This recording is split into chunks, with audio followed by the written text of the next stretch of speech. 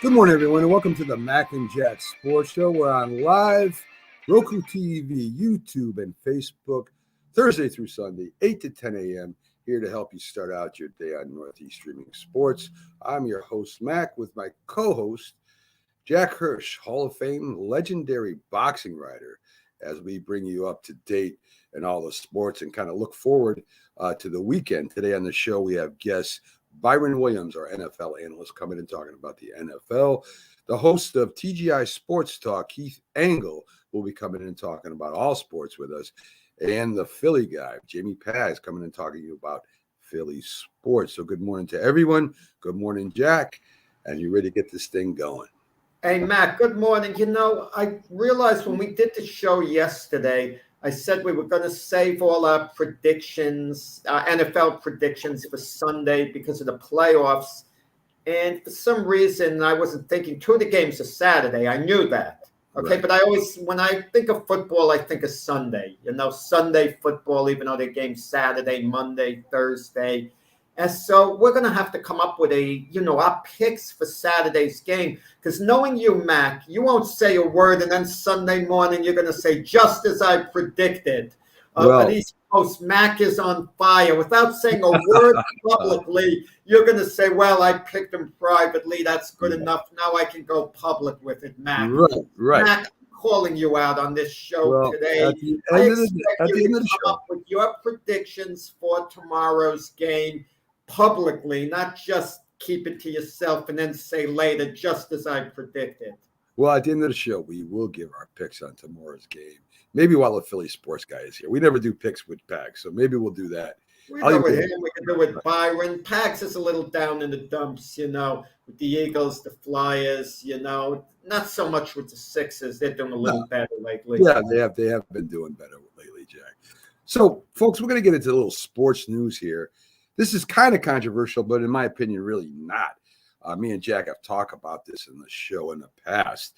Caitlyn Jenner, formerly Bruce Jenner, Olympic decathlon medalist, I knew I was going to have a problem with that, has come out against transgender women competing against biological women in sports due to the success of swimmer Leah Thomas at the University of Pittsburgh.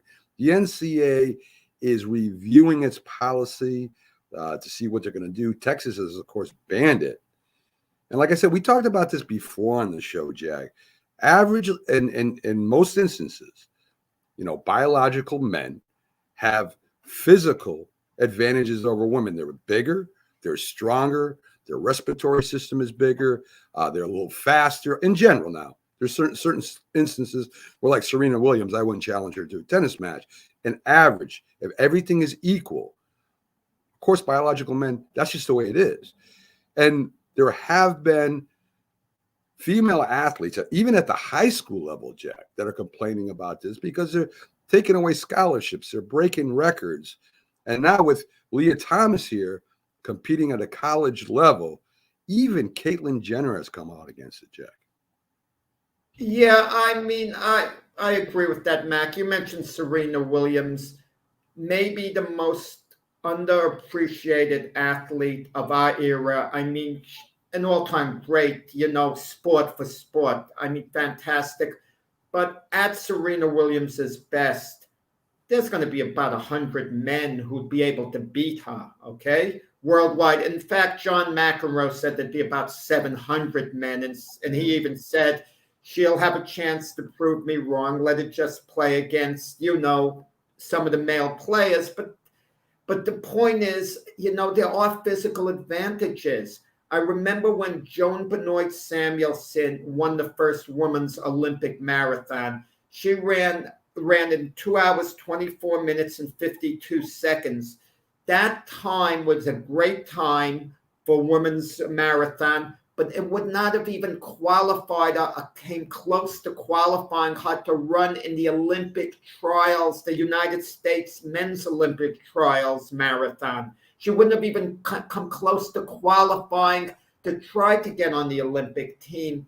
The point is, there's advantages a transgender athlete is going to have when they cross over, a male competing against females. Now, we're all for equal rights. Let people live their life how they want to live it. as long as you're not hurting anyone else. Sure. That's at least my policy. I'm sure it's your policy, and that's the way it should be.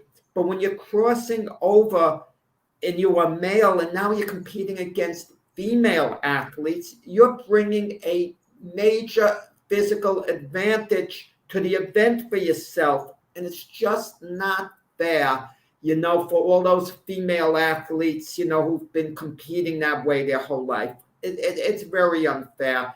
I think the state of Texas has it right.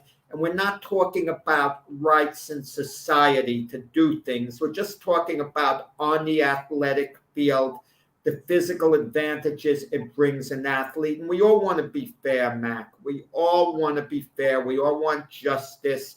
We hate discrimination. But the ones who are really being discriminated against at the end of the day are those female athletes who are being put at a sudden tremendous physical disadvantage. Well said, Jack. I mean, I agree with you. Whatever you want to do in your life is up to you. And I don't care what you do, really, as long as you're not hurting no one. And at this point in time, and I kind of knew that this would happen eventually because, people want to compete and people want to do things. But if you can't compete as a biological male with other biological males, it's very unfair when you change your identity to a female and you go through the steps you have to do to go in and compete against biological females. And to me, that's just an unfair advantage, as you said. And hopefully the NCAA changes this policy. And maybe they have a sport for transgender women or men competition, however you want to do it. It's something for them. But, don't leave one other gender and come to another one when you know it's going to benefit you. I think that's very unfair to the females also, Jack. So the pay for play likeness, I don't think people really realize that this is going to be, you're living through a history changing thing here. And as far as NCAA sports go, I don't think they really grasp how big a deal this is really going to be, because it's going to affect everything, Jack. This is going to affect recruiting. And it's running congruent right now with the transfer portal, where players can leave at one college and go to another and not be suspended for a year. So if I'm at a smaller college and I want to go to a bigger college that has more eyes on it, more popular, the thing to do, if you're smart or in business, or if you have an agent, he's going to tell you, hey, transfer to this college where you can make more money. The relationship is changing from a college student relationship to an employer-employee relationship. I don't think people really understand this right now. So it's got its good points, Jack. It's got its bad points. The interesting thing is to see is how it's going to affect these kids years down the road. Is it going to be good for them? Is it going to be bad for them? Is it going to be bad for the sport? That's what we're going to have to find out in a few years. Well, colleges are basically the minor leagues for the professional ranks. I mean, with the NFL, normally when a player, or I should say a student, okay, I'm even spoiled by using the word player. When a student wants to switch or makes a switch one university to another, they have it in mind. It increases their chances of playing in the NFL. Even Jalen Hurts, who we talk about a lot, the Eagle quarterback, at Alabama, he was going to be the second string quarterback after he lost his job. He transferred to Oklahoma where he could get the play. They want to get the play. Listen, normally students who are not in athletics, they can change the colleges and no one gives it a second thought. But the NCAA does have a rule in. They're supposed to be off a year, but they're extenuating circumstances. You can get around that. And also, so many of these students who are going to go on to the NFL, NBA, or Major League Baseball or whatever, they don't always stay there to 4 years. They usually don't stay there to 4 years.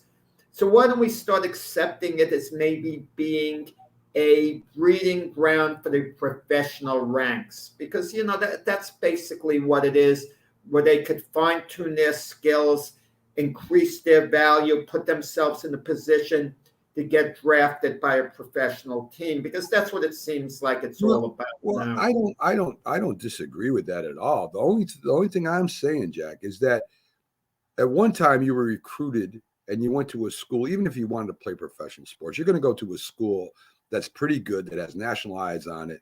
You're going to go to that opposed to a school normally that doesn't. I mean, some go to the schools they want to go to that their parents went to. That's all well and good. But now it's going to be where you go to get the most money. And that changes recruitment. So, I mean, whether we like it or not, the next thing to look out for, and you mark my words on this, Jack, is a unionization of college players. And when that happens, then it's a whole new ballgame. Because once you consider them professional, like the NFLPA, like the Major League Baseball Union, all those unions that represent them, that's the next step. And when that happens, not only are you going to pay for likeness, you're going to have to talk about benefits. You're going to have to talk about a lot of things. And is that going to be fair to the other students that don't play sports, that go on to be doctors and lawyers and whatever else they do in their program? That's going to be the next thing that comes down the pike, Jack. Mark my words. You want to know something? It's supply and demand. If there's money to be made, why should the university pocket all the money? Shouldn't the student who is making a lot of money get their share? Is there anything wrong with that? Let's say it's a basketball team. Let's say Duke, for example, who's made a fortune of money for their university. I mean, shouldn't the players benefit a little bit by that? Okay, now I know we hear, well, they're getting scholarships, their education's being paid for, but you have these coaches in college who are making an incredible amount of money, millions and millions of dollars. Is it anything so bad that the players on the team are getting, let's say, $100,000 a year? They're getting a start in life. We don't consider all the students who have college debt, okay? They graduate and they've got to work about 7-8 years just to break even, to get out of the college debt that they owe from, going to school. And I don't see anything amiss with it. I think we're living in a new age now. And if there's money to be made and there's a profit margin, where's that money going to? Should the university just get all the money? Or shouldn't some be going back to the students if they're the reason the university is making so much? Well, I'm not disagreeing with that, Jack, but there would be no student loan that had to be paid off by a player. First of all, you're going right back to what I was saying, doctors, lawyers, and Indian chiefs. What I'm saying, though, the next logical step would be to form a union. And can you imagine college basketball or college football striking and refusing to play? I mean, I'm just saying what's possibility down the road that we're going to have to get ready for, because that's the next logical step. So instead of worried about Major League Baseball striking or the NFL striking, you're going to have to worry whether there's going to be March Madness, whether there's going to be a college football championship. That's coming down the road, Jack. Believe me. Now, I'm not saying right or wrong. I'm just saying that's the next logical step. Because once agents get in there, union reps are going to get in there, and this is what's going to happen. And you want to know something, Mac? But the universities can definitely retaliate. If it comes down to agents' contracts, they could have a contract drawn up. If a student strikes, they don't fulfill their obligation, the university could void that scholarship. And there are very few star players who could absorb that. Maybe. That means they're basically kicked out of school, and that's that. And what you're saying, then what you would be saying is that the college athletes who are now employees wouldn't have the right to unionize, which is totally wrong. They can't do that. You can't cancel somebody's contract in the NFL because they go on strike. You can't do that legally. So how are you going to do that to a college kid if he belongs? Well, you don't pay them. They're not getting paid while they're running. What I'm saying though is, if you're going to pay the likeness, you are going to pay them. So once you start paying student athletes, and then the other student athletes aren't getting paid, then we're going to talk about unions. You mark my words, Jack. In about another 5 years, this is going to be a big thing. They're going to try and unionize college sports, and then Colleges ain't going to be able to say we're going to cancel. It's going to be hard. I'm going to tell you what's going to be hard. There are not that many great players in college to unionize it. It doesn't matter. The majority of players are just lucky, feel fortunate to have a spot on the team. There are very few star players who are going to have that type of leverage. It won't matter. It won't matter. If the college players vote, they've already tried this. They've almost came very close in California, Oregon, to doing this. If they listen, it remains to be seen. We could speculate. Sure. We don't know for sure how it's going to play out. Well, I'm just telling you. Next logical step. Anyways, let's get down to the Tampa Bay Rays. Of course, everybody knows very competitive in the postseason all the time, winning records all the time. But for some reason, they're not catching on in Tampa Bay, Florida. The Lightning, the Bucks are big deal. Hockey's big deal down there. The Rays, for some reason, can't catch on there. So they had a venture they were doing about 2.5 years ago, where they wanted a sister city they could play half their games at, and that was in Montreal. People remember the Montreal Expos, who were pretty successful up there drawing. So after 2.5 years, the MLB executive board has shut this down and said, no, we're not doing that. And of course, Tampa Bay, the owner over there, is kind of a little upset that after 2.5 years of doing all this, they're saying no. But I see go both ways, Jack. I could see them being upset that they want to get some revenue going for the Tampa Bay, and I can see MLB saying, wait a minute, are you moving? Is it going to be 3/4 of the games next year? Are you going to be in Montreal the year after that? I understand the concerns both ways, Jack. Well, it's going to be half and half. Let's be honest about it. If they're playing half their games in Montreal, Major League Baseball allows them to, and the attendance in Montreal is better than Tampa Bay, they're going to use that as a reason maybe to move the team to Montreal.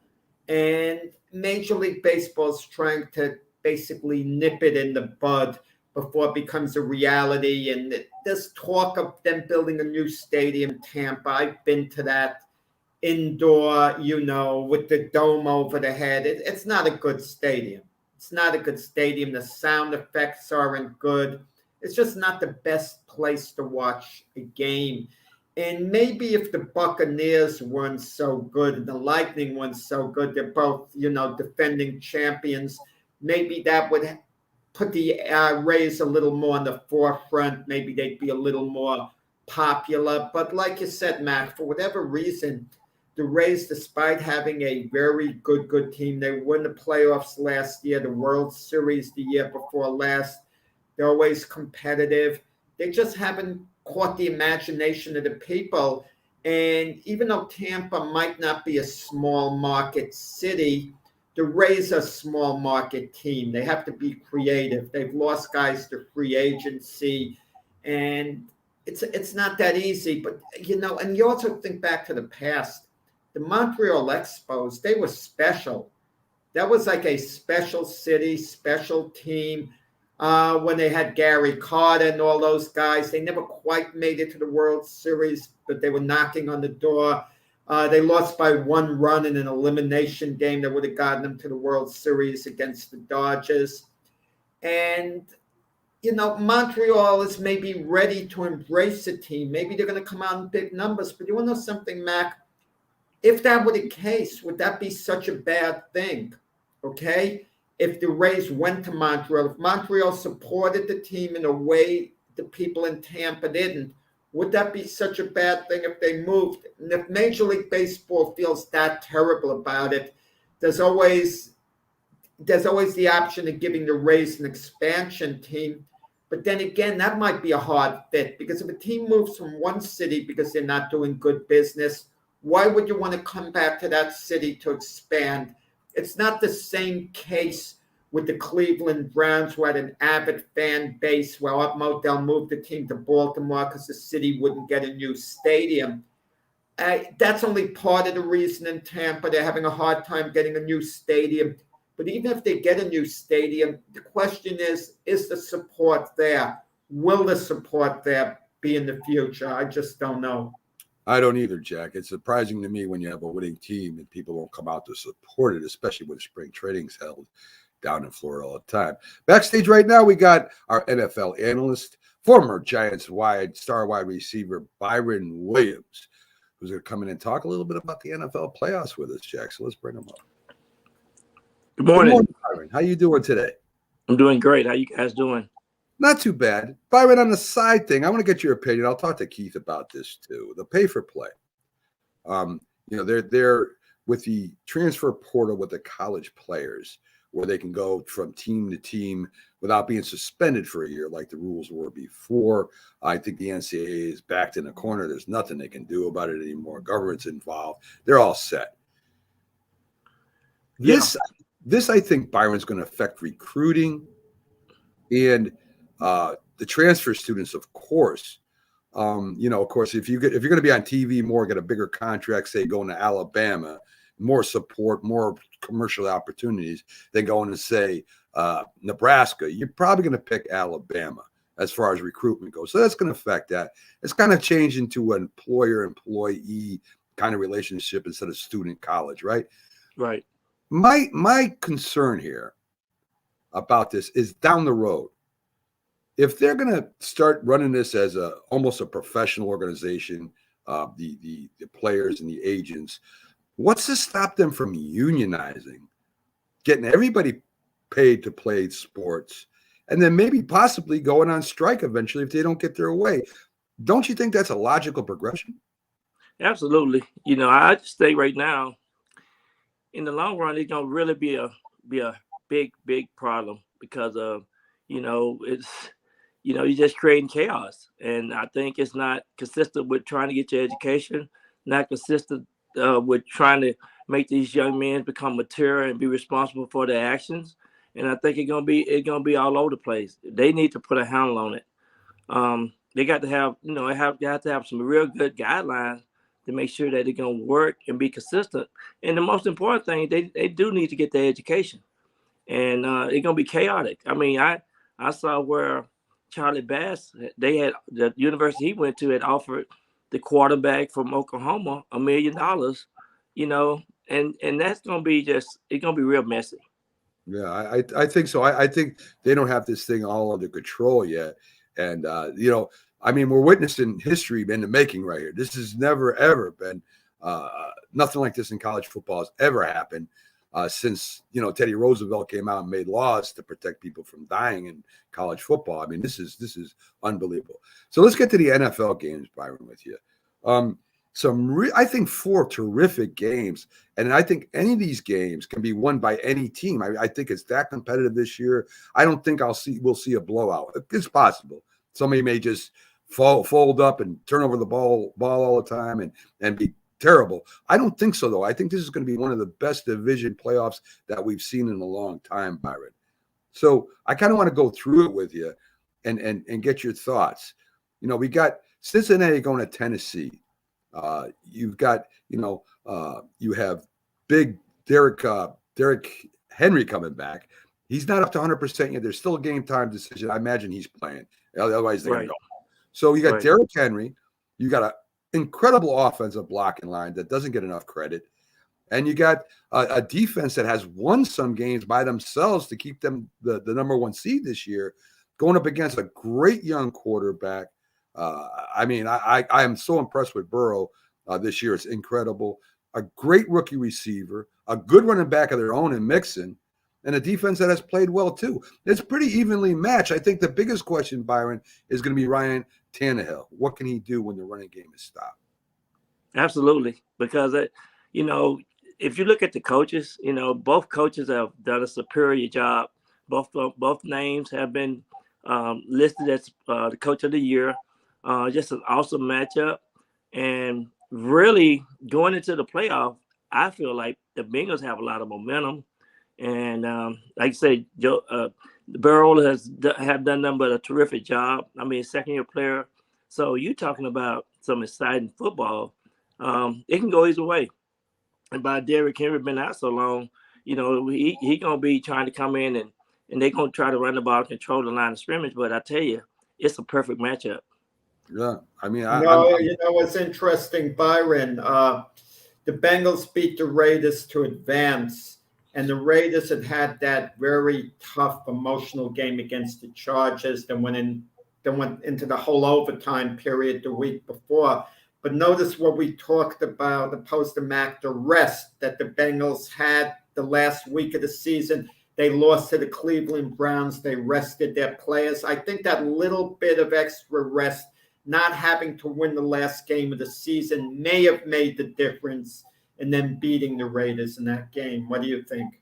No doubt, no doubt. I think too, if you rest players that's, veteran players as well, you rest those players, you come out with the momentum. But I still think too that you have to have good leadership, good a week of preparation of practice. And so, you can just see that the Bengals had a little bit more bounce in their legs, and going into the second half, they closed the game out. So really, their rest do help a lot. This year, the first time they ever had an 18-week schedule, extra game. So I think rest helped the Bengals tremendously. Yeah, and I have a theory, guys, Mac and Byron. The two best teams in the AFC are the Chiefs and the Bills. And they're going to be beating up on one another. That is going to be a terrific game, I can't see it being one-sided anyway. I think that's going to be a close game no matter who wins. And I think the Bengal-Titan winner is going to benefit a lot because normally I don't think they would beat either of those two teams. But that increases their chances now. That's just my feeling. I think that's a good logical explanation. Jack thinks, Byron, that the Bengals and the Titans won't be beating up each other. They'll be just taking it easy out there on the field. That they're not going to be physical. They're not going to run hard. They're not. So that's going to be a clear advantage for Buffalo and the Chiefs because the Bengals and the Titans are going to beat up on each other. Come on, that's just listen. When all factors are equal, the better team wins. But that is going to throw it out of whack a little bit because I don't think the Bill-Chief winner, it's an emotional type game. Mac, there's history behind this. When the Miami Dolphins went back-to-back, they won 2 Super Bowls in a row. They played, the Oakland Raiders, who were a great team in the semifinals. The Raiders won on that Ken Stabler crazy flip pass at the end of the game. That was an emotional game. The next week, the Raiders were flat against the Steelers and actually lost.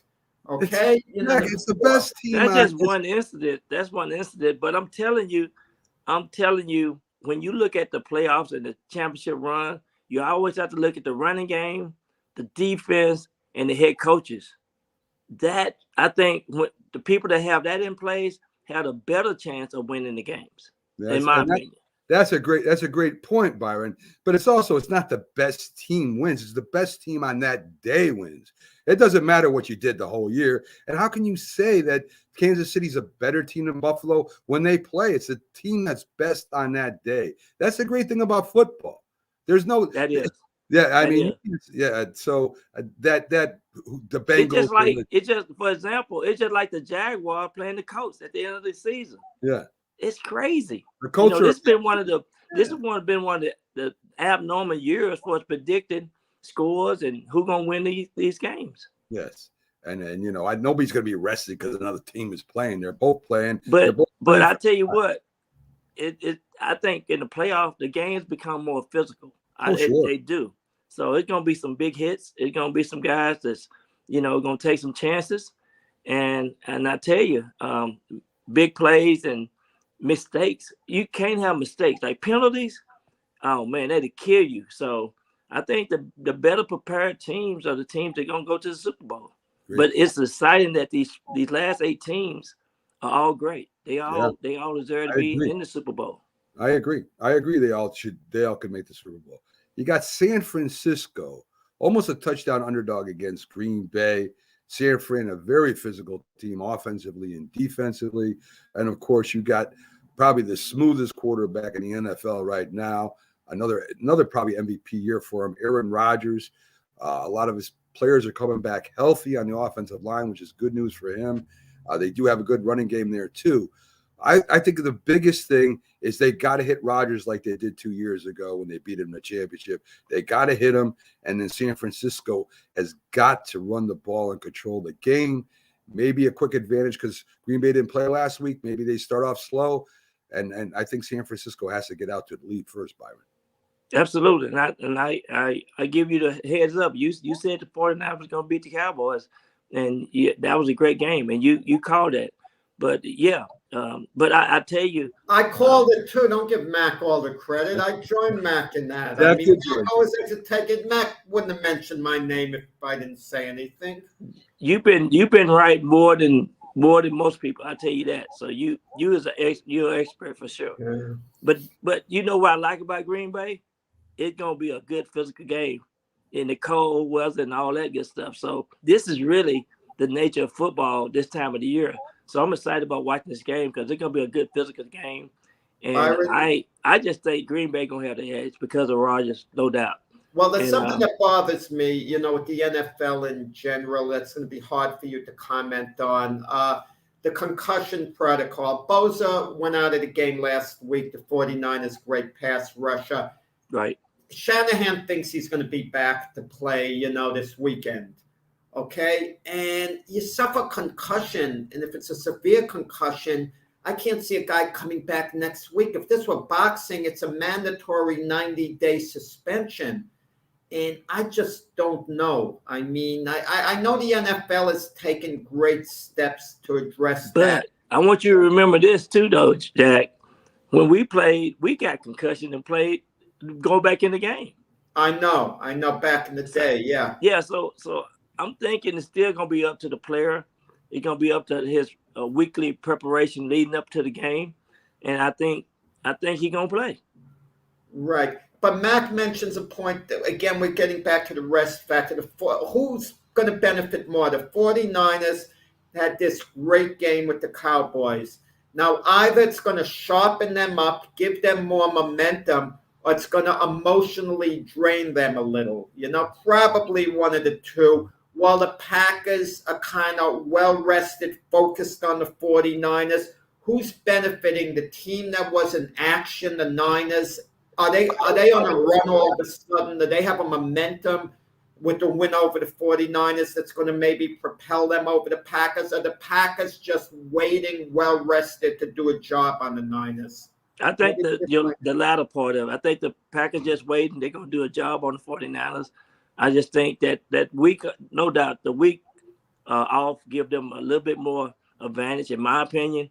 I think the same thing as the Titans. They both going to have they ready to play, and they got healthy players coming back. They had another week to prepare and game plan, and I think those teams do have the advantage. That's the whole purpose of being number one. Being the number one rated division in the AFC and NFC. You get that extra week off, and everybody work hard to get that. And you do have the advantage, in my opinion. I think you have anywhere between 3 points advantage, and you have home field advantage, and I think that's what you want when you're playing in the National Football League. Well, we could just look at last year. We could look at the Tampa Bay Buccaneers that didn't have a week off. Yep. And you had the Chiefs that had a week off. And they both went into the Super Bowl. Tampa Bay won it. I think it's 50-50. And I'll tell you what, Byron, I would rather have played and keep that juice going than sit back. And you can't help it. You're a human being. You're going to say, well, you're going to review. What are you going to review? You're going to watch tape of the 49ers and you're going to watch tape of the Dallas Cowboys. That doesn't keep the juices flowing. I'm not saying you're wrong because Casey did go to the Super Bowl.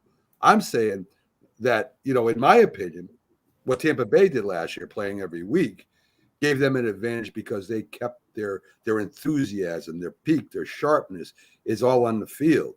And not that you're wrong. I don't know what's going to happen. I just say if Green Bay gets off to a slow start because they're a little rusty and they haven't been hitting and playing at football speed, if 49ers jump out to a quick lead, it might be a long day for Green Bay. That's all. Yeah, and of course they playing good football too. But yeah, I think too with Tom Brady going up there last year, I think that's the advantage that he had. Tom Brady don't make a whole lot of mistakes, and he keep everybody focused the whole game. And I think that was the edge that Tampa Bay had last year. But if I was Green Bay, I would say this would happen last year, and I do think they're not gonna let that same problem happen or catch them this year. And that's why I think Green Bay gonna be better prepared this year. No, we'll see. We'll see what happens with that. Yeah, how much does it mean to Aaron Rodgers having Randall Cobb back? Because that's his, one of his favorite guys on the team. He requested they get Randall Cobb back, and they got him back from Houston. Does that give a quarterback like Aaron Rodgers an emotional lift? As he's such a veteran that he's so even keel no matter what. Oh yeah, no doubt. Because I mean, they can just look at each other. And he know he gonna throw him the ball, and they practice this stuff, so they got each other down. I mean, just the chemistry that they have, it's just a sight. You can't hardly, they said that Aaron Rodgers texted him while he was with his wife one day during the week and said, "You're the best player to ever play with me." Blah blah blah. Little things like that really matter. So they got their timing down. They're exciting to watch, and I think Aaron Rodgers know that he got to have that type of play on his team. Those emotional lifts, like when Mac texts me during the week and tells me I better get it together, that doesn't, I thought he just only texts me. He texts you. Yeah, he texts you and gets you going. He compliments you with those. Man, I tell you what, he get me motivated all through the week. But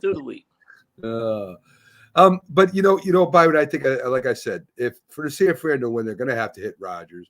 They're probably going to have to do it with 4 guys. They can't be blitzing on Rodgers because they'll pick you apart. They did it 2 years ago, but this is a different year. So it should be a good game. I'm looking forward to that game too. You got the Rams playing the Bucks. Very interesting to me. The Rams won all in. They get Matt Stafford, who is up and down. I mean, some games he looks lights out. In some games he throws interceptions. There's no doubt about it. Yeah. You got Tom Brady with a few injured guys there, but it's Tom Brady. He's going to make almost any receiver look good. He's done that in New England for years. Right. Still got Godwin there. He's still got a good tight end. He's still got a good running game. The Rams have a good running game. The defense of the Rams seems to be coming together. I think this is going to be another hard-fought game, Byron. Absolutely. And the Rams got to keep the ball away from Tom Brady. That's the only way you're going to beat them, not keeping him off the football field. Because if he's on the football field, Tom Brady going to throw that ball 40 times, use every personnel he have, and just pick you apart. And within 1 to 2 seconds, he already know. And he can read those defenses like no other. So his experiences and what he brings to the game is just unmatched. So I'm thinking that the Rams have to play a perfect game. Aaron Donald and all those guys got to do a phenomenal job on the defense. They played a good game last week, but it's going to be a whole different thing when they go to Tampa. See, I look at it a little different. I think the Rams defense is going to play well. I'm not concerned about them. But Tampa Bay, on defense, they seem to be peaking now. They have their guys back. They're ready. I mean, they're ready now come playoff time defensively. I mean, so I think that's where it lies. The pressures on Matthew Stafford.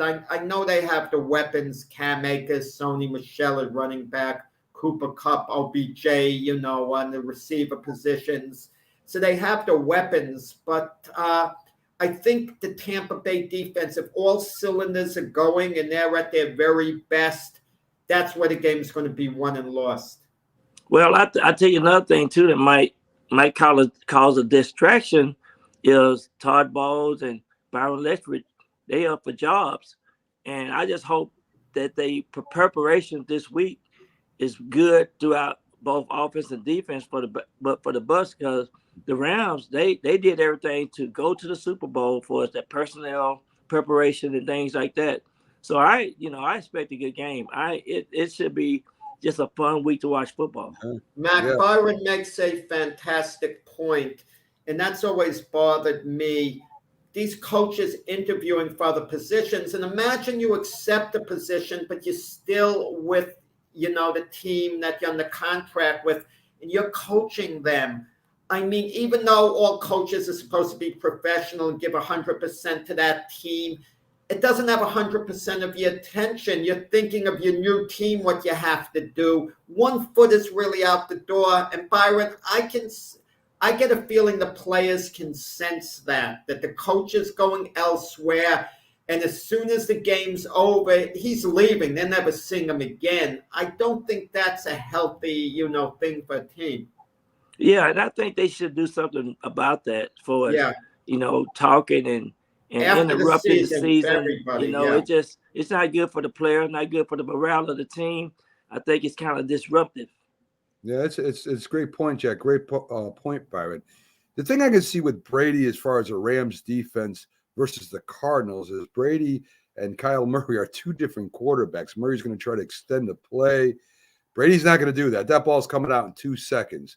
So these guys had better either move Brady off his mark or have really good coverage downfield. It's going to be really interesting. The whole chess game, playing that game between both defenses and both offense, I think are going to. But you know what? Tom Brady got a great pocket presence. Yeah. He released that ball. He used his running backs. Of course, he's using Gronk, the tight ends, and everybody else. I mean, he's just fun to watch, and so you see how the game should be played. Professional. He come off the field. He know exactly what he needs to look at. He reviewed the sheets and the game plan and the formations out there on that football field, and then he go back out there and execute. So why not? It's just fun watching him. It's gonna be a fun game. I just hope the Rams defense can come to the party, and they supposed to be ready to play. So we'll see with Von Miller. He finally got a sack. He finally showed up last week, but we'll see. What they'll do, what they're gonna do. But like I said, man, it's just exciting fun to watch these games because it's gonna be whoever can make the plays and make it happen, especially going into the fourth quarter. Oh yeah, Mac, you and I have to hold Byron accountable for something and not let him off the hook. He picked the Arizona Cardinals to win the Super Bowl. Now, he's got to review it one time, and I'm going to just say something about Kyler Murray. He is the Cardinal franchise quarterback, but I can't remember a quarterback stock going down so much in one game. He went from an elite quarterback to you kind of wonder, who was this guy just flipping the ball underhand to get rid of it? I mean, for the pick six, he was awful during the game. His leadership, his technique, everything. I mean, how do you respond to that? I agree. I messed up. I called it completely wrong. That's my first time to ever see him play like that. Of course, he had his worst game ever in his life. But, I know his dad. I know his work habits and things. But, man, for him to play a game like that, I don't know. It's something about the Rams, though, that got him all shook up. The Rams, he's scared of the Rams. And I'm just going to be point blank. He cannot play the Rams. You play the Rams, you can just stick him on the bench forever. It looks that way, Byron. 0-8 now. So we got a last game coming up. The Bills in Kansas City. I mean, this is the Bills' opportunity, right? They're supposed to be the next team in line. They got to beat the old guard, right? They're going up against Josh Allen. Had a tremendous passing week last week. Only threw 5 touchdowns. The Buffalo Bills scored 7 touchdowns on 7 opportunities. Kansas City looks like they're back on all cylinders again on offense and defense. Didn't look bad either. Of course, it was against the Steelers' offense. So Josh Allen, I think, is going to have success passing the ball and running the ball against the Chiefs. I think Mahomes is going to have success throwing the ball against the Buffalo Bills defense. I think it comes down to the defenses, Byron. Who stops who on that last drive, right? I mean, if you could stop Mahomes at one time, or you can stop Josh Allen at one time, you got yourself a winner. I think it's probably the best game this weekend. It's probably going to be the most exciting, the best game. They got fireworks. They got something. They bring everything to the game that you want to see in football. And I'm going to make a bold prediction. The winner of this game will win the Super Bowl. Oh, all right. Could be right. I mean, that's not a bad prediction. I just think it's the Bills' time. The way they played, they done did some adjustments, and I just think this is another team got some people that's looking at their defense coordinator and some of the offensive coordinators, and that's another team that's maybe have some distraction too with the head coaching vacancies around the league. So it's gonna be good. But the Bills, the way they played last week, they can beat anybody. Well, I'm not going to argue that point because the Bills were great last week. But was it a question of them being so great and New England being so bad? Because I'll admit, I can't figure out New England after they started the season 1-4. They went on that great run, and we thought they were actually going to go to the Super Bowl. They were really peaking under Belichick, and the way they finished the season so poorly. And then you figure, well, this is now playoff time; they'll be ready. They were awful. Well, you got to put that check. You got to put that check mark by that quarterback. If that check mark on that quarterback, I mean, Matt Jones is a great quarterback. Second, but I'm telling you, you got to look at the quarterbacks too when you're talking about the Super Bowl. When you're talking about Super Bowl run, and because once you start making mistakes, it's been look at the quarterbacks. The ones that gonna go to the Super Bowl are being led by those quarterbacks. So if that's the case, then Cincinnati should beat Tennessee because you think Joe Burrow has more upside than Ryan Tannehill. And Patrick Mahomes, Josh Allen, even though you have to give an edge to Mahomes, Josh Allen's an elite quarterback. You could look at that. So then you have to pick the Packers over the Niners because Aaron Rodgers is obviously ahead of Garoppolo. And then Brady is ahead of Stafford. If you want to kind of look at it that way, pick it games based on the quarterback. But that's not how it comes out. The defenses do rise to the occasion, and the quarterback becomes a lot less effective than he's normally been. Yeah, and yeah, then you got to look at the head coach. I said head coach too. Put the head coach in there, and then the intangible thing is the special teams. The special team gonna make a play or get a score, run a kickoff back or punt back.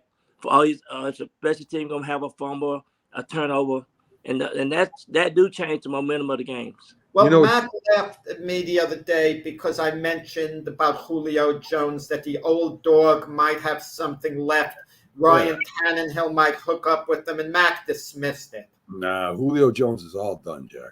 I mean, Julio Jones is looking at the retirement seat. He's all done. Even at his best, he didn't make a lot of touchdown catches. He made some big catches, but he had a problem scoring. He was great at his best, guys. Come on. He'll be a Hall of Famer. Yeah. Yes, he will be a Hall of Famer, and that will be this year after he retires. I think he should have retired this year, but that's okay. He really got his money from Tennessee. So Byron, I appreciate you coming in, breaking down the games with us, using your experience, being in the playoffs, being an NFL football player is invaluable to our show, and it's invaluable to J&B Talking Shop every Wednesday at 8 p.m. Eastern, 7 Central on Northeast Streaming Sports Roku channel and YouTube channel. So be sure to check him and Jim Jeffcoat out every Wednesday at 8 p.m. Eastern. Byron, again, thank you. It's going to be a great. I'm excited for these playoffs. First time in a real long time, Byron. All right, you guys have a great weekend. I appreciate you. Take care. Okay. All right. Bye-bye. There you go, folks. Byron Williams giving you his NFL breakdown and doing a great job as always. We're going to sneak out of here for a quick break. We'll be back on the other side with Keith Angle, TGI Sports talk host. He's going to be breaking down a lot of the college information, the Pats a little bit about the Knicks, and maybe something else. We'll see. He'll talk about anything. So we'll be right back after these messages, folks, with Keith Angle. Stay tuned. Hold on one second. Let me get here. Jack, I don't know sometimes, man. I think I should just, there we go. See you in a little bit.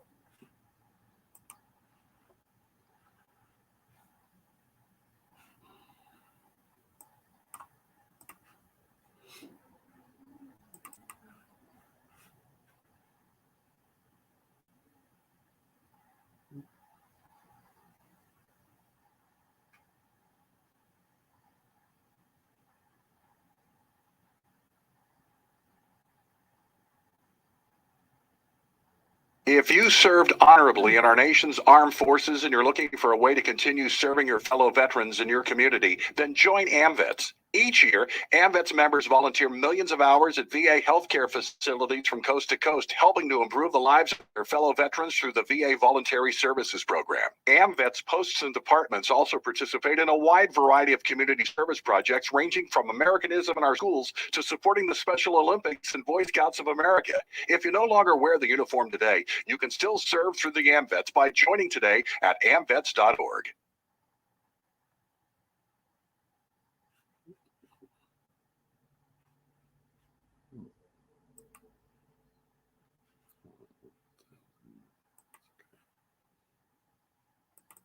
Cheetos presents Chester Cheetah. I'm Chester Cheetah. I'm just a cool dude in a loose mood. Until I see those Cheetos. Then my cool turns to drool. My style and ease surrender to my urge for the snack that goes crunch. It's not easy being cheesy. Cheetos cheese flavored snack. Cheese that goes crunch.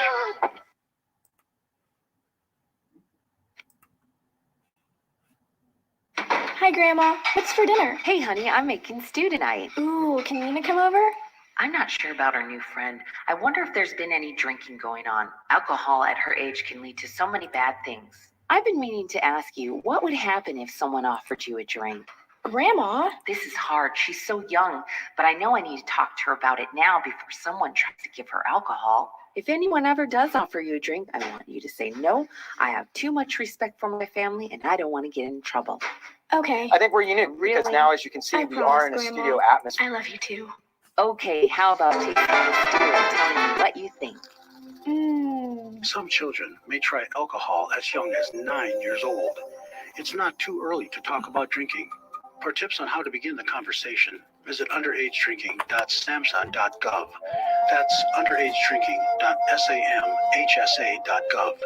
This message brought to you by SAMHSA and this station. I'm Chiquita Banana, and I'm here to say I am the top banana in the world today. Now you know the best bananas in the land. So don't play a part with an inferior brand. When it says Chiquita, it's a very good day to buy bananas. If you talk and they will hear you every single time. Now we're getting killed. Yeah, well, Kyle's not here. How come? Kicked off the team. Didn't Tim tell you? Kyle and some other kids got caught drinking beer in the park a couple of nights ago. Really? Yeah. Zero tolerance. He's out for the season. Come on, it's a first offense, right? That we know of. But why should that matter? He knew not to drink. I've made it clear to Matt, that's what we expect from him. What have you said to Tim? Nothing really. You know, a lot of kids try it at this age, so. Yeah, well, a lot of kids don't try it too. I'm not saying that Matt's going to be this perfect kid, but if I don't tell him what we expect and why he shouldn't drink, how's he going to know? You think kids that age really listen? They never admit it, Bill, but they hear more than you think. Talk. They hear you. For more information about talking with kids about underage drinking, visit underagedrinking.samhsa.gov.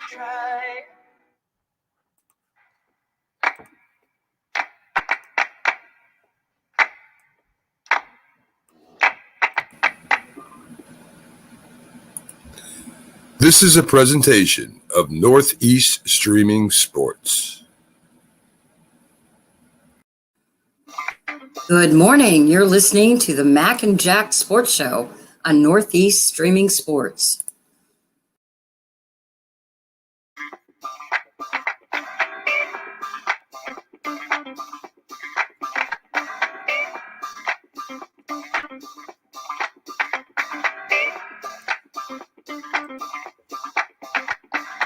Good morning, everyone, and welcome back to the Mac and Jack Sports Show, our Friday edition, as me and Jack break down all the NFL updates, playoffs coming up this weekend, all sports, really.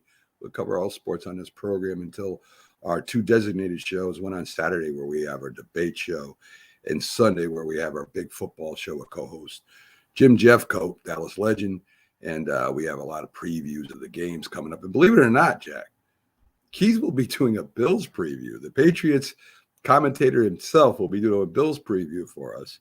AFC East, he knows a lot about the Bills, so that should be interesting. And, we're live right now, folks, on Roku.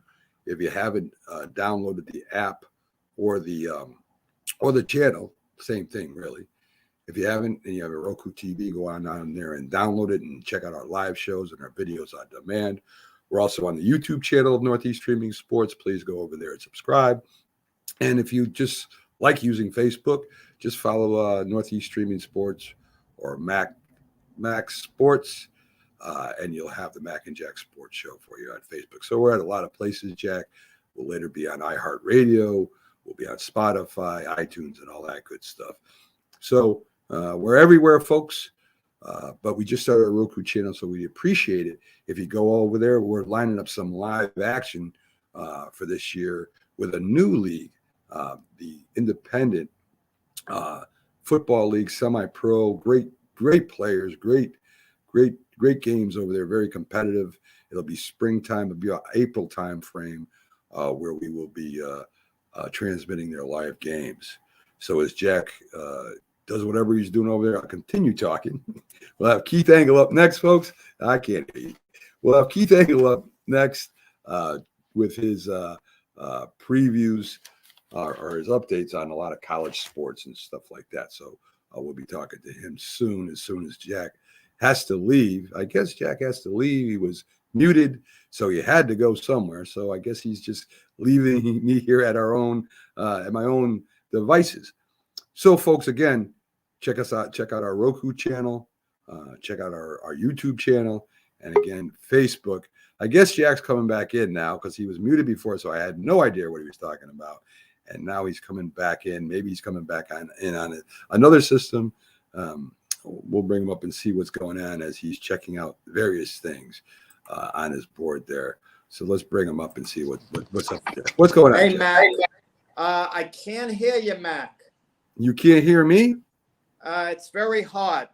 Well, I don't know what you're on. You just I came don't on. know. Technical difficulty here, but I'll tell you, Mac, I could barely make out what you're saying, but we have some great guests. Yes. So I was basically going to relax anyway, listen in, with Keith and Pags, what they have to say. But of course, I won't be able to resist throwing in my 2 cents now and then. We got to wait till they get here, Jack. What do you mean you can't hear me? You just went out and came back in. You couldn't hear me when we came back from break? Hard to hear. Hard to hear. So Jack is going to be here, but he can't hear what I'm saying, which is normal for Jack. He doesn't pay attention to what I say anyway. So anyway, hopefully in 2 minutes we'll have Keith on here as we'll talk a little bit about Knicks and stuff like that. Can you hear me at all, Jack? A little bit. Very. Yeah, go ahead, Mac. Keep talking. All right, I'll keep talking, Jack. One of the things I want to talk about to Keith about, I want to get into with you first, is the Knicks. They won 5 out of 6. Now they've lost 2 in a row. It doesn't seem like they're going to go anywhere this year, Jack, after a pretty successful year last year. Our great forward was technically fouled out and got kicked out of the game as we were coming back against another team. What's your opinion on the Knicks? I mean, are they done? Well, Jack is now. I got to let you go, Jack. You get it together. He went black on me. I don't know what he's doing over there right now, folks.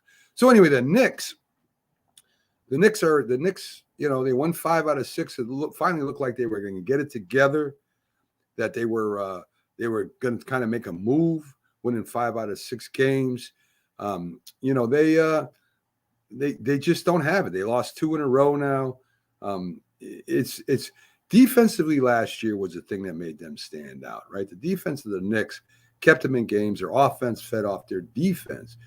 And this year, it doesn't seem like they have that same chemistry with their defense, with the new players they got. Kemba Walker was supposed to be a great addition. Fournier for scoring.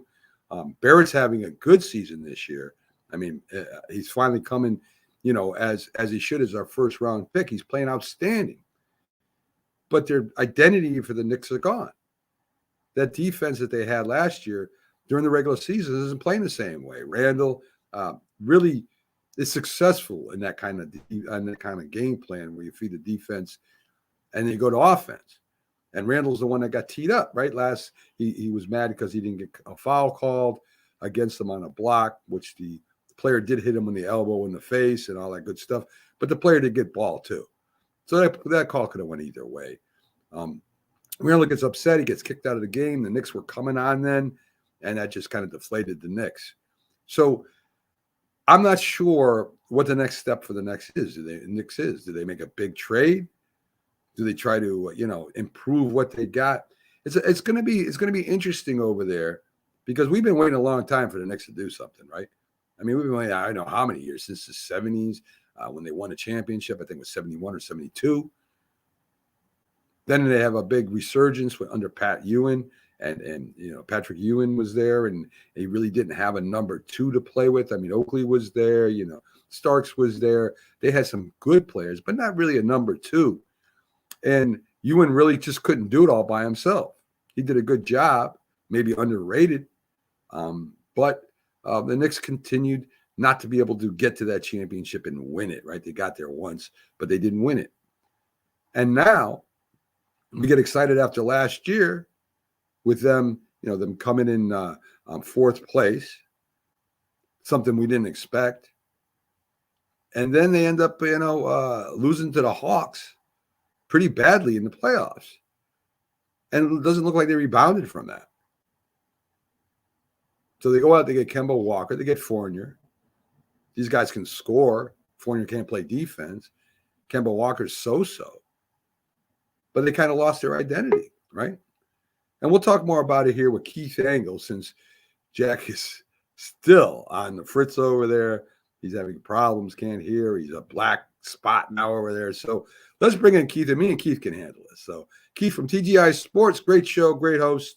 Let's bring him up and see what's going on. How you doing? Good morning, Mag. Where's Jack? So Jack's on the Fritz's computer, or Jack is literally on the Fritz? It could be. I don't know, Keith. We came back from break, and then he said he can't hear me, and then he went off, and he came back in, and then he went black. He's back there tinkering right now. I don't know whether to bring him up or not. No, he went off again. You got to get him an IT staff over there. So I'll tell you, Keith, I've tried to help him out off camera, and I've tried to, to help him do the basic things, and he just I don't know. He tells me he comes in the back door to the show. I don't even know what that means. I don't know even know I had a back door. I thought it was just, pretty simple. You clicked on a link and you came in. I don't know, but now he said you got to come in the back door. So that's pretty funny. Whatever that means, that's what he does, I guess. So we'll see if he comes back on again. So I got a lot to talk to you about, Keith, especially college sports and whatnot. Caitlyn Jenner, formerly Bruce Jenner, came out and called out the NCAA and said, hey, listen, this transgender women thing is unfair to biological women. And of course, we know Caitlyn Jenner was Bruce Jenner, who was a medalist in the decathlon. And he is now a transgender woman. And he's, because of some success the University of Pittsburgh swimmers having, I'm trying to remember her name. I knew it before. Leah something or other. She's winning all the swim meets. Yeah, I know the story. Yeah. And this is something me and Jack talked about. I think we might even talked about once or twice, where, these men, biological men, on the average, have an unfair advantage over the biological women. Men are biologically stronger, have a bigger respiratory system, are a little faster. And to let these transgender women compete against biological women is just unfair to women. So what are your thoughts?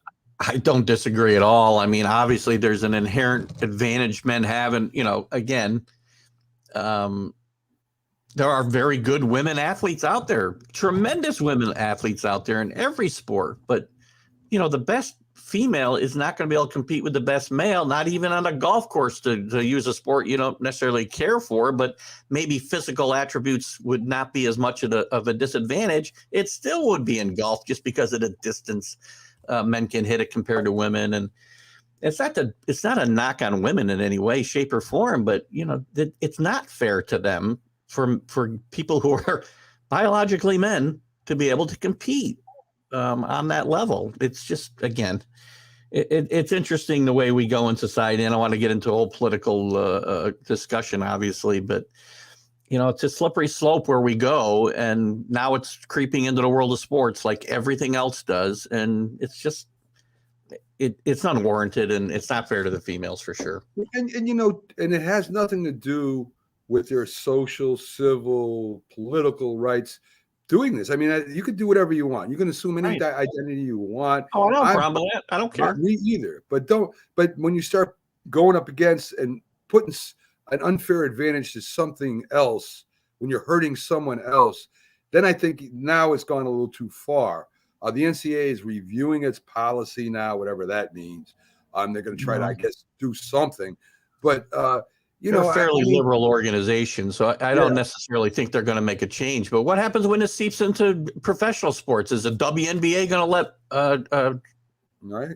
biological men play in the WNBA? How fair would that be? Right, I agree. I agree, Keith.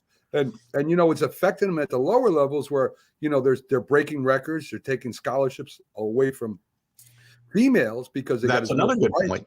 And I've been yelling this from the mountaintops that either they compete as a transgender league and good, or you got to pick the side. And just because you can't win in men's sports doesn't mean you could do a change to go compete in women's sports, which has happened. So I think this is something that and Caitlyn Jenner coming out, I think, adds a lot of credence. Well, to that. She is somebody who knows something about this topic, right? Having been as a male one of the best athletes in the world at one time, and knows something about the topic. So you can't take it with a grain of salt. I agree. Pay for play, Keith.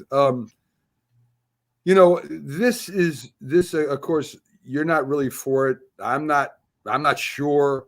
I'm looking at the relationship that's going to change. This is history being made before our eyes, right? This is the biggest thing in college sports since they put up a board way back when in the 20s to protect kids from getting killed in college sports. This is unbelievable what's happened. I don't think people realize the significance of this. The relationship from university to student is now becoming employer to employee, right? Where the recruitment alone, if I'm going to be going to a school, say here in my region or Alabama, where I'm going to be seen more, and they can offer me, hey, we have these sponsors, we can, it becomes a recruitment tool, doesn't it?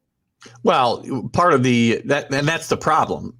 When the ruling came down, part of the ruling the NCAA made, and the states that did make it legal, was that it could not be used as a recruiting tool. And anybody thought that it wouldn't be was not really living in the real world. Obviously, it's going to get used as a recruiting tool. I mean, the kid, the cornerback, I can't remember his name, that went to Jackson State that Deion Sanders got, didn't go there because he thinks, that's a better place to go than Florida State for him. There's obviously money involved there. And it's a slippery slope. The more I've thought about this, and I read some articles about it recently, Mac, I think as far as a regulation this thing, I think it's going to start to regulate itself, because as these guys, these sponsors, and it's going to be the alumni, right? The boosters who are going to put up all this money. They're the guys who have the interest. As they start not getting return on their investments, the kid got $1 million to go to Ohio State this year, the quarterback, and never even practiced once before he left the school. De'Aaron King at Miami had a big deal with the Florida Panthers this year. They probably didn't get a lot of return on that investment, and I think that will start to control how this works. It doesn't mean there won't be money available, and it doesn't mean the better players aren't going to end up in the better schools, because that's who, at the end of the day, is going to end up getting the money, is the guys that are going to give the people sponsoring these players return on their investment. So, look, it's not good for sports, and it's not strictly an employer relationship with the school and player, because theoretically the school's not involved in the payments. But we all know that if this thing goes unchecked and you leave the schools to police themselves, this is going to be a mess at some point, and there'll be a huge scandal. It's just waiting to happen.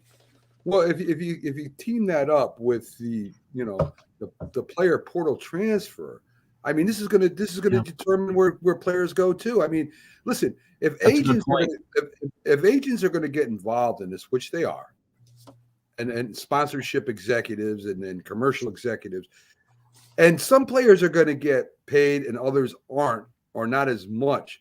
The next logical step, Keith, and I mark my words, about 5 years, you're going to talk about unionizing college sports and players. And when that happened, they tried it once already. I think it was in the Western League. I think Northwestern. It was in the Pac-10, if I'm not mistaken. They it tried was a Big Ten. It was Northwestern. Yeah, Northwestern. Thank you. Yeah. And I'm not sure what's going to happen when all of a sudden the March Madness doesn't go off because there's a strike.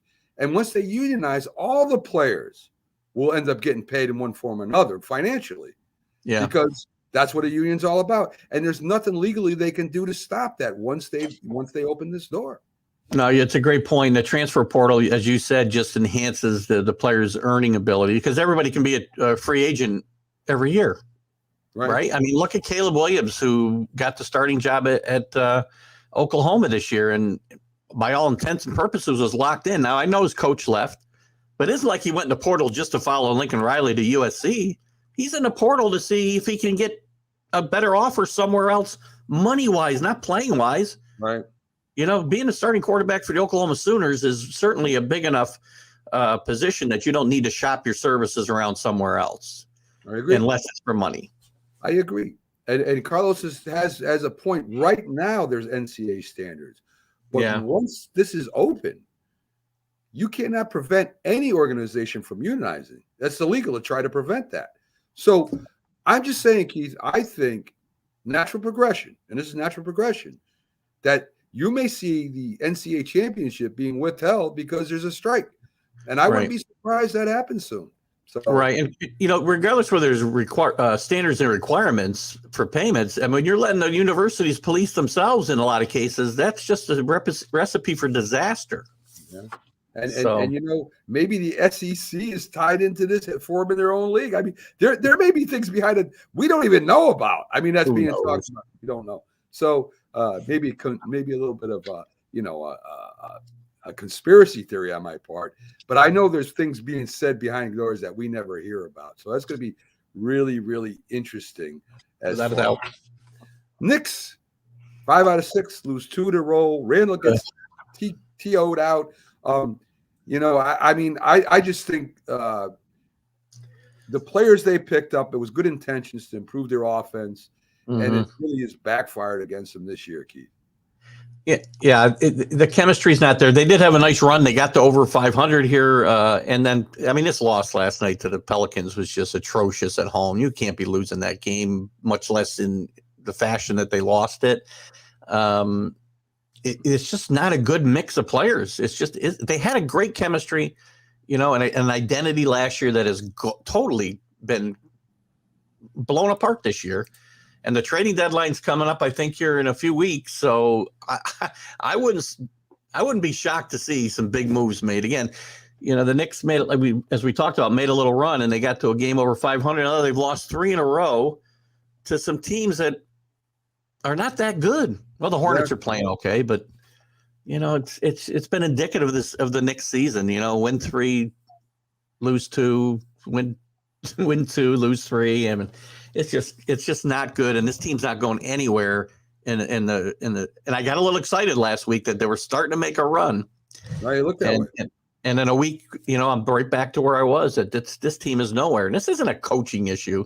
This isn't a Thibodeau problem. To me, this is a Leon Rose problem because he's the guy. And I'm not saying Thibodeau didn't have some input, but Leon Rose, we talked about it last year, that this year was going to be so key for Leon Rose, what he did to keep this team's momentum going up, because just making the playoffs and getting into, you know, losing the first round was okay last year, but not going to be okay this year. And now it's even worse. Yeah. And the fan base is going to turn on this hierarchy pretty quickly. If they don't get it going. I agree with that too. And basketball, again, I mean, I know There's upsets every week, and you got switching off first, second, and third. I really don't think that this matters, especially early right now. March College Madness, basketball you're talking about? yeah, college basketball. I mean, Yeah. you got January, February. I imagine you hit mid-February to late February when you start seeding these teams. Are you surprised by any team so far, Keith, over there? I'm surprised about Wisconsin a little bit. They're always sneaky good, though. A little bit surprised that who did I have on my mind here? I'm a little surprised Kentucky has rebounded as much as they have. They're probably going to be in the top 10 when the new rankings come out. I think the thing that surprises me more than anything, Mac, has been the overall parity in the NCAA basketball this year. Last year, it was basically, waiting around for Baylor and Gonzaga to get to the final because they were both undefeated much of the year, and they were the best two teams, and we knew it. This year, we've already had 5 number ones. There's been 19 different teams in the top 10 this year, and there's any team. I mean, we talk about surprises, and maybe they aren't a surprise. Loyola Chicago at number 22, after losing a really good coach in Porter Moser to the Oklahoma Sooners, continue to play very good basketball. This is a year that I think you're going to see in the Final Four. You may see it. I think you're going to see at least one, if not 2, mid-majors with a real shot of getting to the Final Four this year, because there's some good teams in some leagues that you wouldn't normally think about, and you got to watch out for them come tournament time. And we're getting there. We got another month, and we'll be talking about conference tournaments getting ready to be played, and that's when things really ramp up. The few weeks leading up to the conference tournaments, and then you're going to have teams like North Carolina. There's another thing that surprises me, not in a good way, how bad the ACC is. Now, Duke's better this year, but I'm not so sure how much of that isn't masked by the fact that the ACC is not that good. Yeah, I mean, it's hard to tell, ain't it, really, Keith? Because they don't play a lot of out of conference games. I mean, they play early on, but I mean, normally they're matched up the big teams against the really okay teams, right? So it's a warm up to get them going. But you really don't see the big teams from each division playing each other. I don't think that I see that much. It's normally they stay within conference and they build up their conference things. I think that's why March Madness is so exciting, right? Yeah, you get a few of those matchups early in the year, like in late November and December. But now this time of year, no, they're concentrating on conference play, and again, you look at a league that's normally going to have 8 teams in the tournament like the ACC normally does. They may only have 3. It's true. And it's amazing what's happened to that league recently, and the teams like Syracuse going there. Syracuse is irrelevant. Syracuse, again, my surprises seem to be all disappointments. They got some guys who can put the ball in the basket finally, and now Jim Boeheim's zone doesn't work anymore. They've been not relevant except for maybe 1 year since they moved to the ACC. I agree. A little bit news about Penny Hardaway, big name in basketball, right? He's having a little problem down there. Kind of goes off on the media a little bit because he feels that all his he's playing with subs and young kids against bigger the older kids in other schools. I mean, you got to expect that being a professional head coach, right? I mean, college head coach. You do, and Penny, look at Penny was a big name they brought in there. Thinking he was going to, get the program back. It's a good basketball program. Had a very good run under John Calipari and Josh Prater after that. But they were languishing before Penny got there. And, he promised a lot of things, and he thought his name was going to bring a lot of great players there. And he hasn't done a good job of recruiting, and he hasn't done a good job of coaching. And the team has languished a little bit. They struggled early last year and went on a run, but they flamed out fairly early in the tournament. So he's struggling now, and, he's showing the frustrations that come along with it. They've had a lot of injuries and COVID issues, but so is every team in the country. Yeah. And when we're talking about college basketball. So you can't use that anymore. No, it doesn't do coaches any good to go off here and, rip the media and rip everybody else. Just shut up, take your lumps, and get your team better. It looks like sour grapes. It really does. Exactly. It's a good point. Yes. A little future talk about the Patriots, a little future talk about them here. Listen, the Pats made the playoffs. A lot of people thought they would finish third behind Miami last year. They did some good things. I think they were exposed a little bit on their defense against Buffalo. Giving up all those yards, but not giving up scores was the Patriots thing. Well, that changed a little bit against Buffalo. Mac Jones needs another year under his belt, definitely. But the Patriots have got some things they got to work on, right? They got to work on maybe their offensive line a little bit more on defense to actually stop the run game a little bit. Some things they got to work on. But overall, I think, Keith, they played relatively well this year.